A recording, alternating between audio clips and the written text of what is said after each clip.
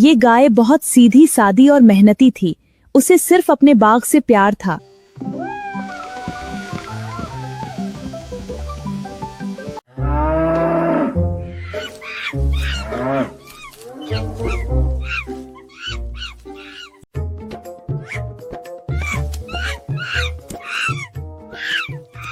ये बंदर बहुत शरारती थे।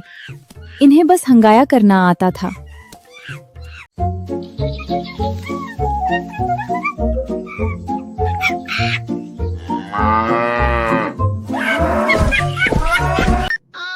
माँ, मेरे केले बचाओ। अब बस, मजीद शरकत हम ही गाये। वाह, मेरा बाग कितना खूबसूरत है। चलो मेहनत शुरू करते हैं। पानी दूंगी तो पौधे मजीद उगेंगे।